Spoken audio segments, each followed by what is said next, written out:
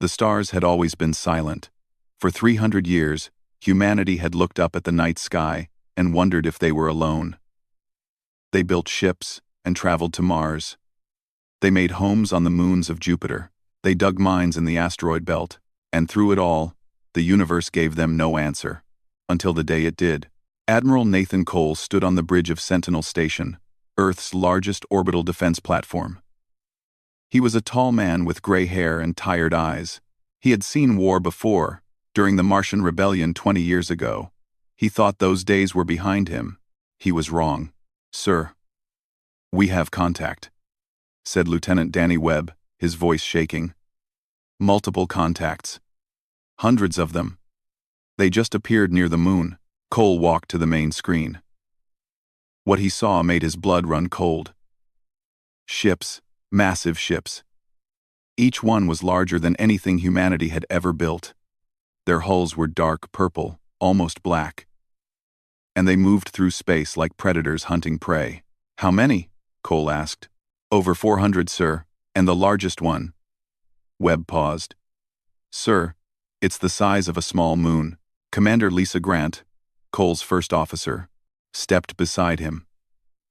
She was younger than him, but just as experienced. Her face showed no fear, only focus. "They're hailing us," she said. Cole nodded. "Put it on screen." The image that appeared would haunt humanity's dreams for generations. The creature was tall and thin, with 4 arms and skin like dark metal. Its head was shaped like an insect's, with large compound eyes that reflected the light of distant stars. When it spoke, its mandibles clicked together with each word. "Species designation, human," the creature said in perfect English. "I am High Overseer Zalthrix of the Valkyrie Dominion. Your system has been claimed. You will surrender all military assets. You will provide 30% of your population for labor allocation.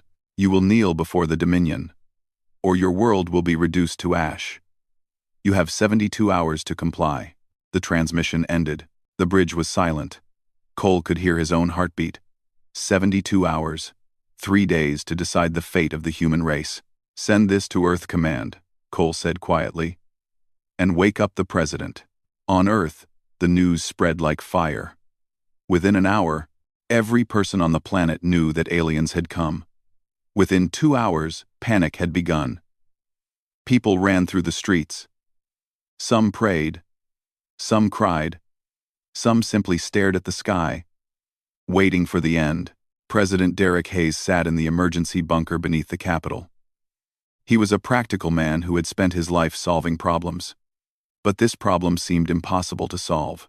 Around him sat the most powerful military and political leaders on Earth, and none of them had answers. "We cannot fight them," said General Howard Price, chairman of the Military Council. "Their ships are centuries ahead of ours. If we resist, they will destroy us. If we surrender, they will enslave us," replied Admiral Brooks, an older woman with silver hair, who had been silent until now. 30% of our population. That is 2 billion people. At least the rest would survive, Price argued. "Would they?" Hayes asked. "We know nothing about these aliens. Nothing about their history or their intentions. We are being asked to trust creatures who threaten to burn our world." The argument continued for hours. Some wanted to fight. Some wanted to surrender. None had a real plan. Then the door opened, and an old woman walked in. She was small and thin, with white hair and glasses. She walked with a cane, but her eyes were sharp and alive. Her name was Dr. Maria Santos, and she was the director of a research division that officially did not exist. "Forgive the interruption," she said calmly, "but I believe I have information that will change this discussion." Hayes frowned. "Dr. Santos, I thought you retired." "I let people think that." She smiled slightly. "What I am about to tell you is classified at the highest level. 50 years ago, we recovered something from the Kuiper Belt. A crashed ship. Not human." The room went completely silent. Santos continued. "We spent decades studying it, learning from it, and preparing for the day when whoever built it might come looking for us. Or when someone else might find us first. Preparing how? Hayes asked. Come with me, Santos said. All of you. There is something you need to see.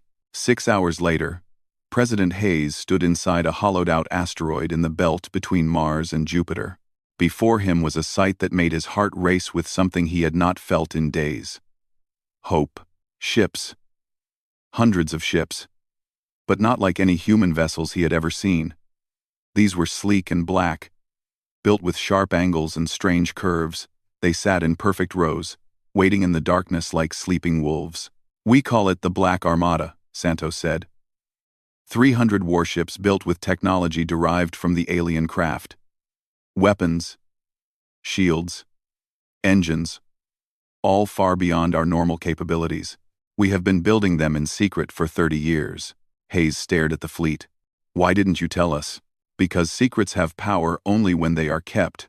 If the galaxy knew what we had, they would have come sooner, and we would not have been ready. Santos looked at the president with fierce determination. We are ready now. Hayes was quiet for a long moment. Then he turned to his advisors. Get me a channel to every broadcast system on Earth. I need to speak to our people. 1 hour later, President Derek Hayes addressed the human race. My fellow humans, he began. We have been given an ultimatum. Kneel or die. These aliens think we are weak. They think we are primitive. They think we will break. He paused.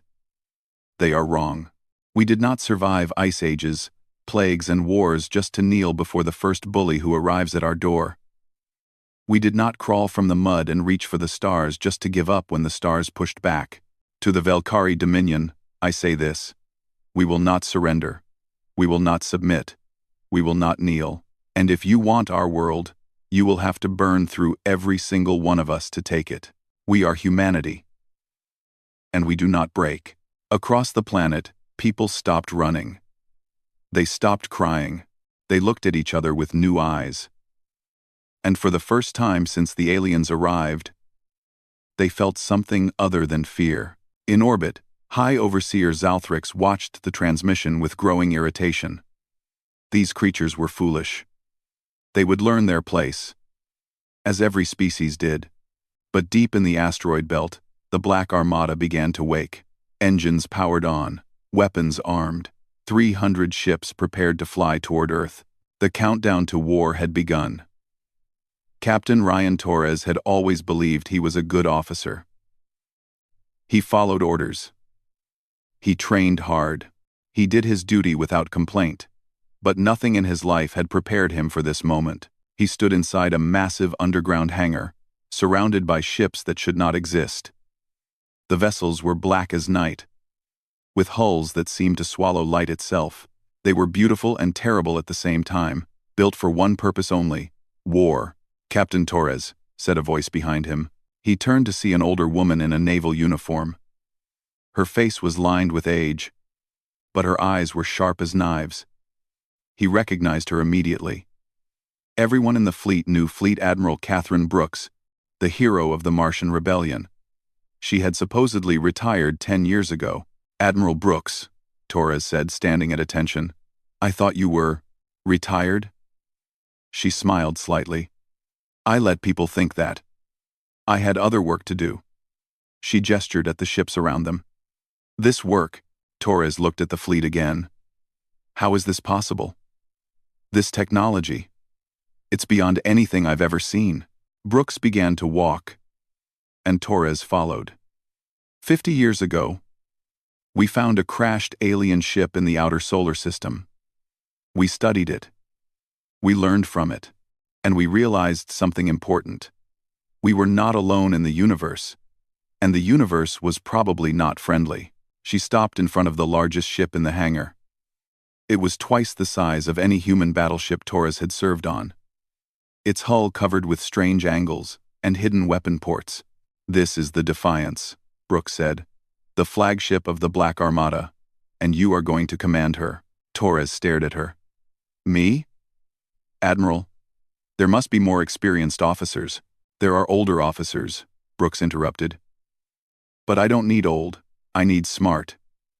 I need adaptable. I've read your file, Torres. You think differently than other commanders. That's exactly what we need against an enemy we've never faced before. Torres looked at the ship. His ship. The weight of responsibility pressed down on him like a physical force. When do we launch? He asked. 12 hours. The Dominion gave us 72 hours to surrender. We're going to use every minute to prepare. Brooks handed him a datapad. Here is your crew roster. Learn their names. Trust them. They're the best we have. Torres looked at the list. Lieutenant Commander Amy Chen. Weapons Specialist. Chief Engineer Ben Marcus. Dr. Kevin Park. Xenobiologist and Tactical Analyst. Names he would come to know better than his own family. Meanwhile, in orbit above Earth, High Overseer Zalthrix grew impatient. The humans had not responded to the ultimatum. They had not surrendered. Instead, they had given a defiant speech and gone silent. This annoyed him. They need a demonstration, he said to his officers. Something to remind them of their place. He selected a target. A small, uninhabited island in the Pacific Ocean. With a single command, his flagship fired one beam of concentrated plasma. The island disappeared in a flash of light and steam. Where land had once stood, there was only boiling water. The message was clear.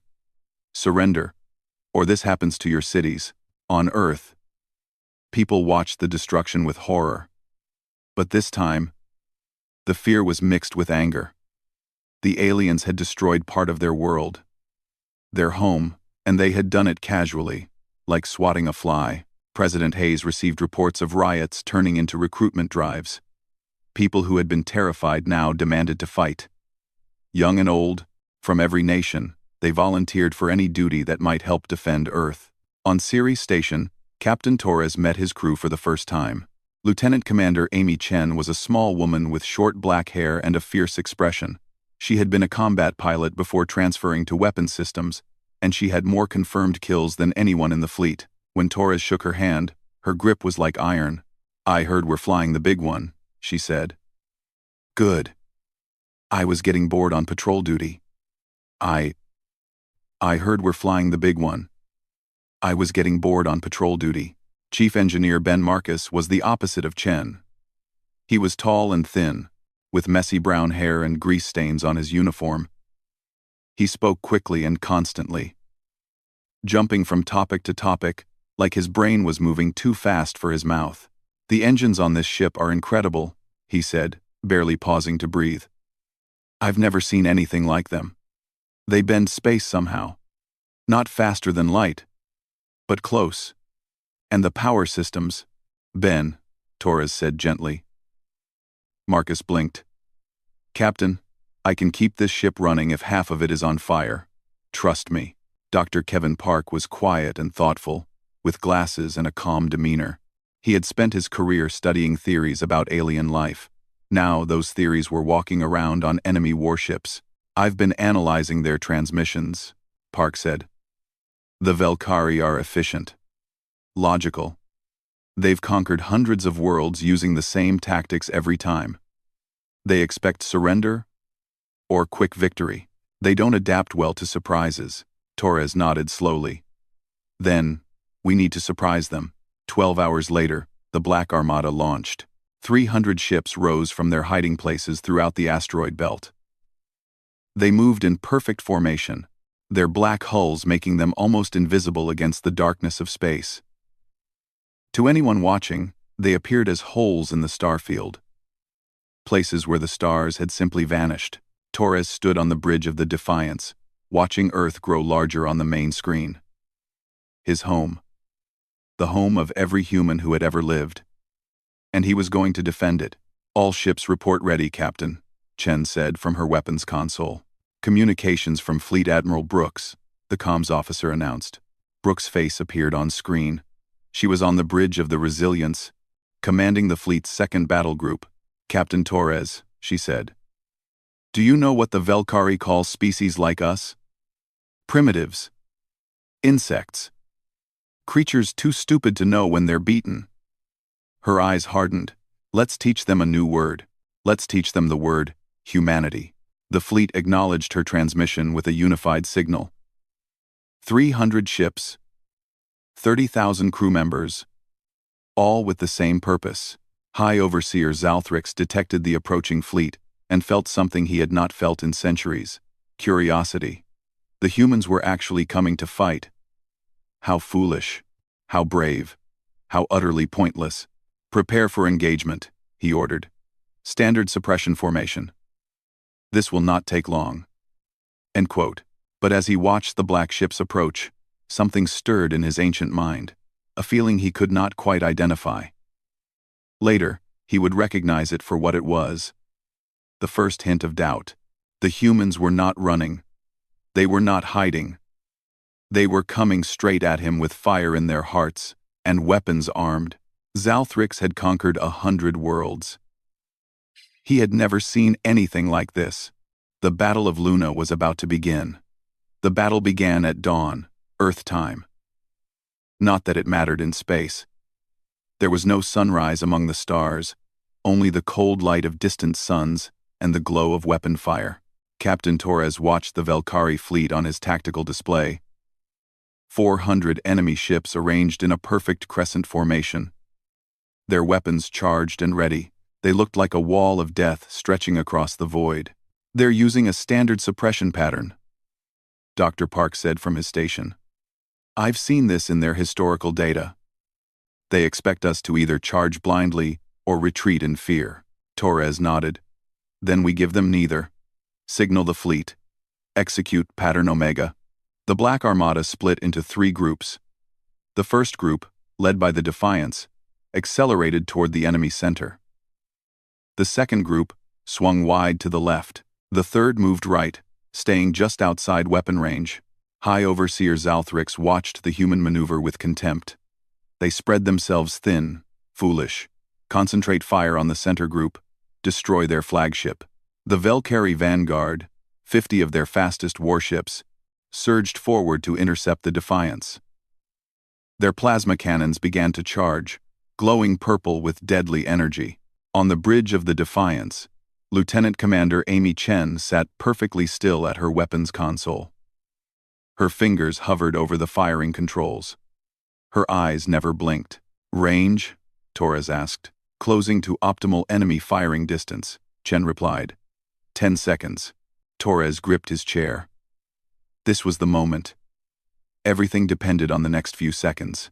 Hold fire, he said. Let them come closer. The Velkari ships closed the distance. Their weapons reached full charge. In another moment, they would fire and turn the Defiance into burning debris. Now, Torres said. Chen pressed the firing control. The Defiance unleashed something the galaxy had never seen.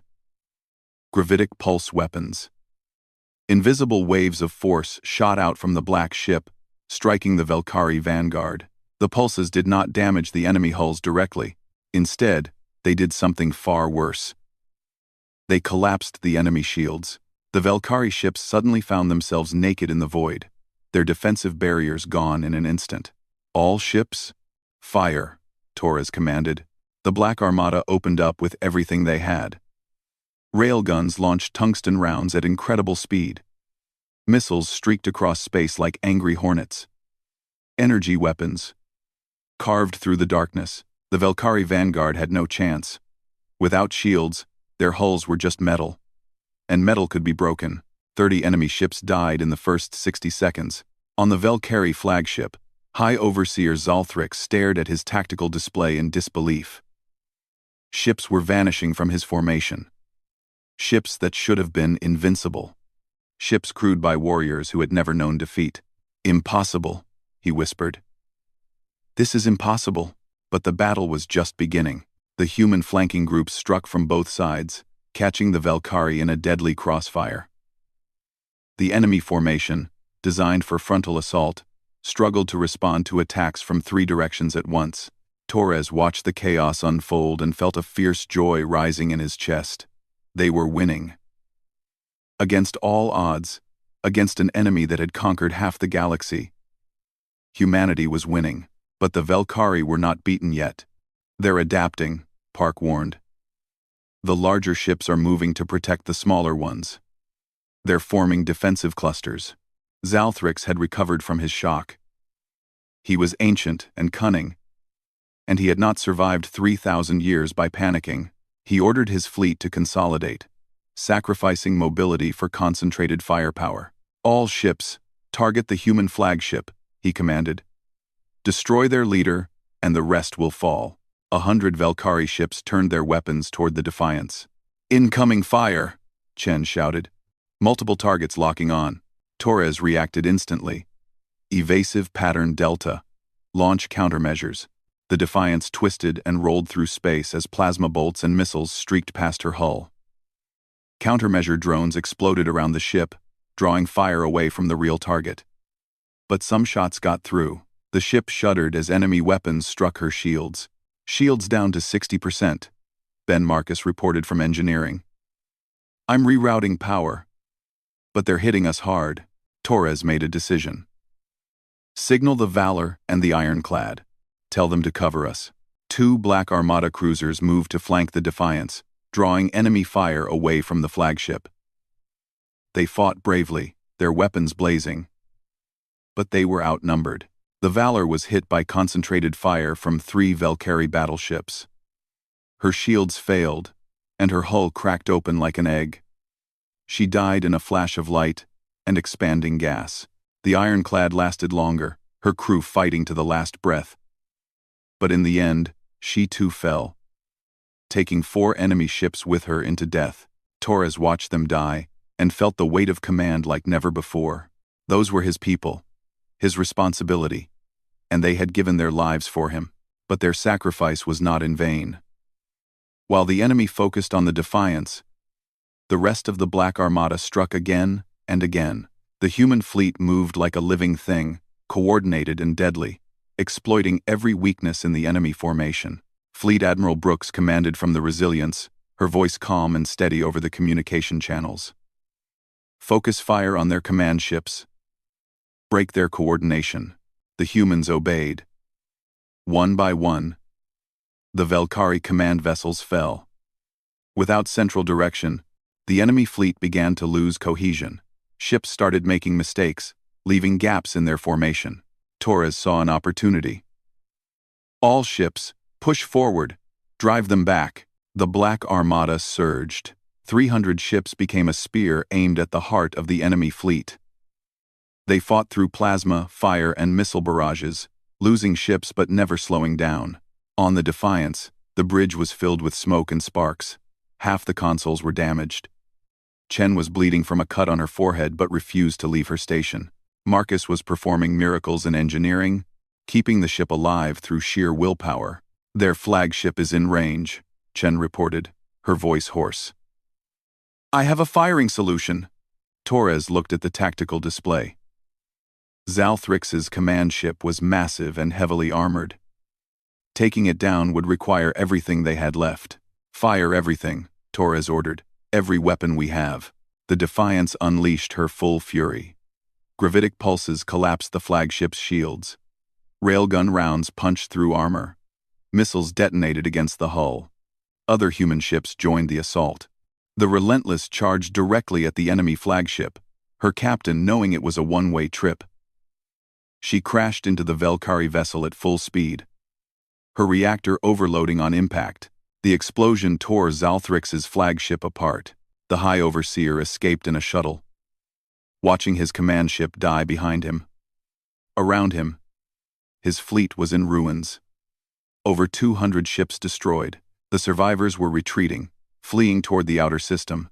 For the first time in 3,000 years, the Velkari Dominion had lost a battle.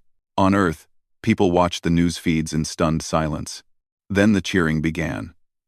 In every city, on every continent, humans celebrated. They had faced extinction and survived. They had stood against the darkness and refused to fall.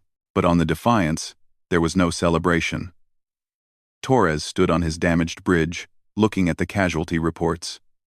Thousands dead, ships destroyed, friends lost. Admiral Brooks contacted him from the Resilience. Her face was tired, but proud. You did well, Captain, she said. We all did. But this isn't over.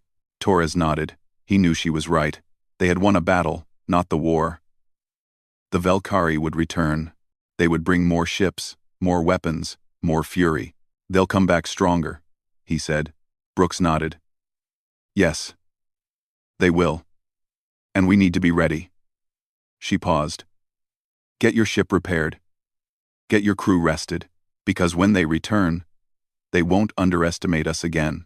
Torres looked out at the stars. Somewhere out there, the Dominion was already planning their revenge. The clock was ticking toward the next battle. Humanity had won the first round. But the fight for survival had only just begun. 6 weeks. That was all the time humanity had. Intelligence reports came in from captured Velkari data cores. A second fleet was coming. Not 400 ships this time, but over 1,000, and with them came the World Breaker, a massive vessel capable of destroying entire planets. Captain Torres read the reports in his quarters aboard the damaged Defiance. The ship was still being repaired at the orbital shipyards. Her hull was scarred with burns and holes, reminders of the battle that nearly killed them all. A knock came at his door. Lieutenant Commander Amy Chen entered, her right arm wrapped in a medical brace. She had been injured during the battle, but she refused to stay in the hospital. You should be resting, Torres said. Chen shrugged. I'll rest when we're dead or victorious. Until then, there's work to do. She sat down across from him. I heard about the second fleet. Over 1,000 ships. Torres nodded. And we have maybe 300 operational. We're building more as fast as we can, but it won't be enough. Then we need to find another way to win. Torres looked at her. Despite everything, despite the wounds and the exhaustion, her eyes still burned with determination. It was that fire that had kept them all alive during the battle. We will, he said. We have to. On Earth, General Tony Martinez commanded the planetary defense preparations. Factories worked day and night, producing weapons and ships. Scientists pushed themselves to the breaking point, developing new technologies. Civilians volunteered for any task that might help. The whole planet had become a war machine. And still, it might not be enough. Dr. Maria Santos worked in her laboratory, barely sleeping, barely eating. She had one more secret, one final weapon that she had been developing for decades. But it wasn't ready. She needed more time. How long? President Hayes asked during a late-night visit. Santos looked at her equations on the screen. The theory is sound. The weapon will work. But we need to build it, test it, and deploy it. 6 weeks is tight. Can you do it? Santos met his eyes. I don't know, but I'll die trying. Meanwhile, Torres led a small task force on a desperate mission. Intelligence had located a Velkari supply depot in the outer system, beyond Neptune's orbit. If they could capture it, they might gain valuable resources and technology. The mission was risky. The depot was guarded, and reinforcements could arrive at any time. But humanity could not afford to wait for the enemy to come to them. The Defiance, hastily repaired but still scarred, led 5 other ships into the darkness of the outer system. They traveled in silence, running minimal power to avoid detection. Contact ahead, Dr. Park reported. The supply depot. 6 defending ships. Torres studied the tactical display. The defenders were smaller vessels, not the massive dreadnoughts they had fought before, but 6 against 6 was still dangerous odds. We hit them fast and hard, Torres decided. Don't give them time to call for help. 2-3 froze. The attack was swift and brutal. The Black Armada ships struck from multiple angles, using asteroids for cover. The Velkari guards fought back, but they were surprised and outmatched. In 20 minutes, it was over. The depot was theirs, but victory came with a cost. During the battle, a Velkari ship managed to target the Defiance's bridge with a focused plasma burst. Torres saw it coming and pushed Chen out of the way. The blast hit her anyway, but it struck her arm instead of her chest. In the medical bay afterward, the doctors gave Torres the news. Chen's arm was too damaged to save. They would have to replace it with a cybernetic prosthetic. Torres sat beside her bed, guilt eating at his heart. "I'm sorry," he said. "I should have," Chen cut him off. "You saved my life, you idiot." She managed a weak smile. "Besides, I always wanted a robot arm. Think of the party tricks." Torres laughed despite himself. That was Chen. Never giving up. Never showing weakness. Even in the worst moments. Back at the depot, Ben Marcus made an incredible discovery. The Velkari had stored advanced shield technology. Systems far more powerful than anything humanity possessed. Within hours, he had figured out how to adapt it for human ships. "This will triple our shield strength," he explained excitedly to Torres. "Maybe more. I need to get this back to the shipyards immediately." They returned to Earth with their prize. The new shield technology was distributed throughout the fleet, giving every ship a fighting chance against the coming storm. But the clock was still ticking. Dr. Park had been analyzing the captured Velkari data, and what he found chilled Torres to the bone. "They don't take slaves," Park said, his voice quiet. "The 30% they demanded? They don't use other species for labor. They study them, take samples, and then—" He couldn't finish. Torres understood. The Velkari hadn't come to enslave humanity. They had come to exterminate them. Surrender had never been an option. When this information was released to the public, the reaction was immediate. Fear transformed into cold fury. Every human on Earth understood now that this was a fight for survival. Win or die. There was no middle ground. In the outer system, the second Velkari fleet gathered. High Overseer Zalthrix, humiliated by his defeat, had been removed from command. In his place came Grand Arbiter Kolvex, an ancient creature even older and more powerful than Zalthrix. Kolvex was patient. He had studied the recordings of the first battle. He had analyzed human tactics. He would not make the same mistakes. "These creatures are clever," he said to his officers.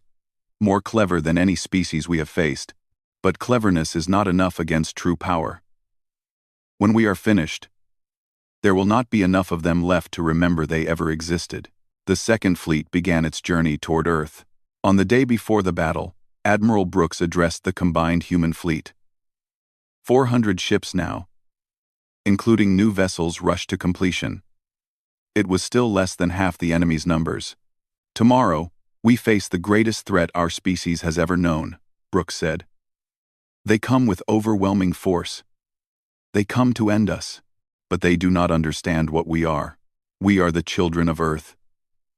We have survived ice and fire, plague and war.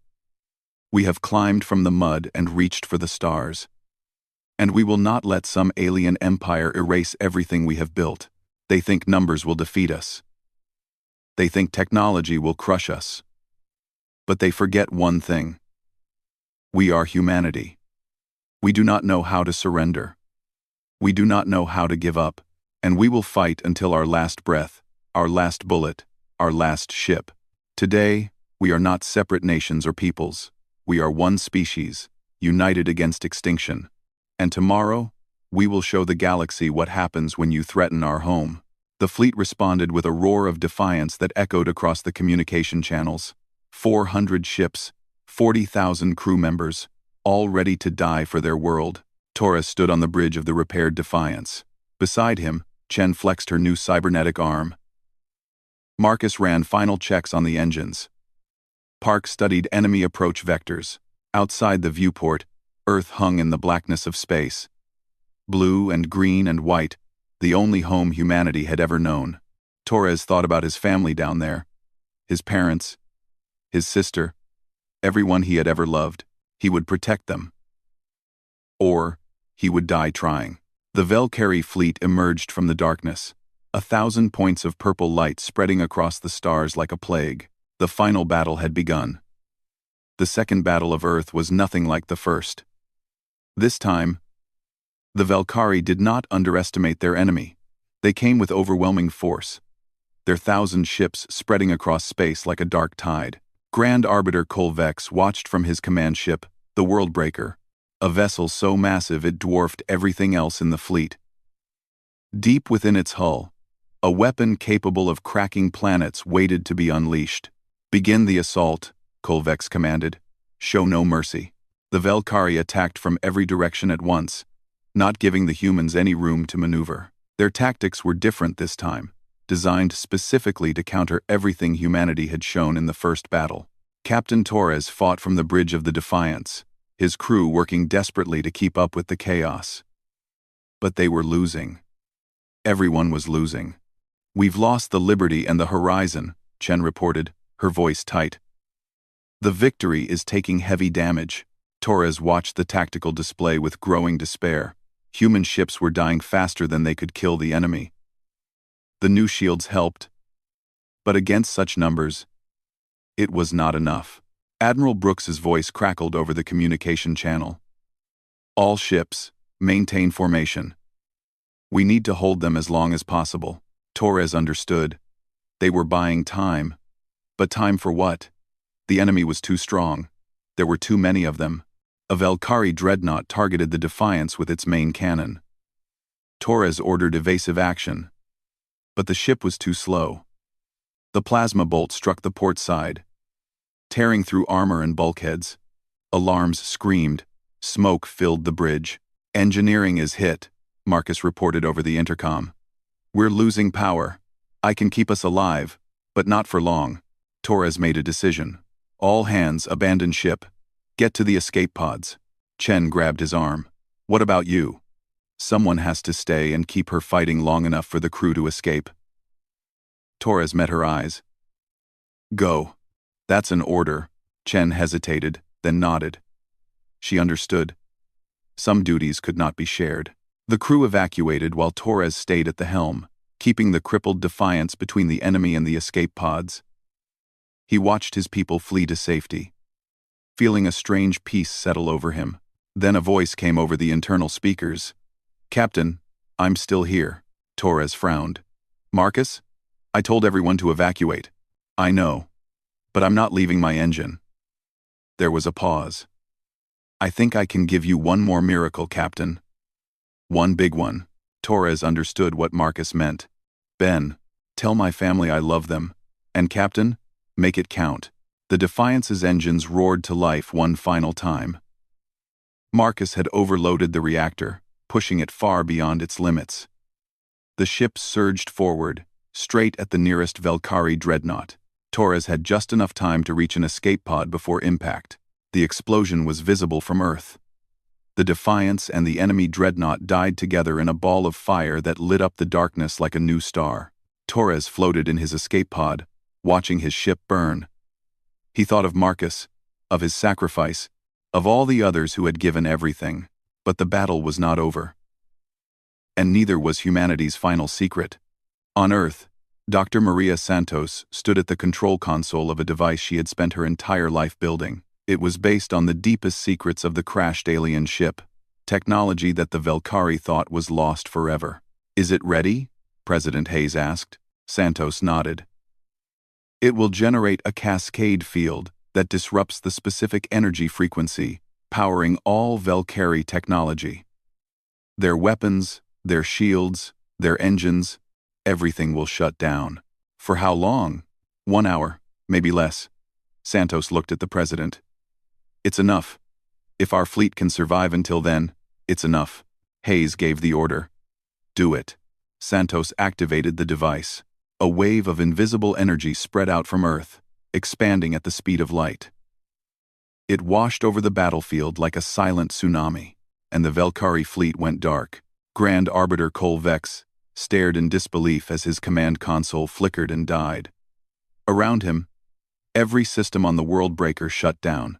The massive weapon that could destroy planets became nothing more than dead metal. "What is happening?" he demanded. "What did they do?" What? No one could answer. No one understood. In 3,000 years of conquest, the Dominion had never faced anything like this. Outside, the human fleet saw the change immediately. Enemy ships that had been spitting fire moments ago now drifted helplessly. their weapons cold, their shields gone. Admiral Brooks, commanding from the damaged Resilience, recognized the moment. All ships. Attack. Everything you have. This is our chance. The Black Armada struck. It was not a battle anymore. It was a harvest. Human ships tore through the helpless Velkari fleet, destroying enemy vessels by the dozens, by the hundreds.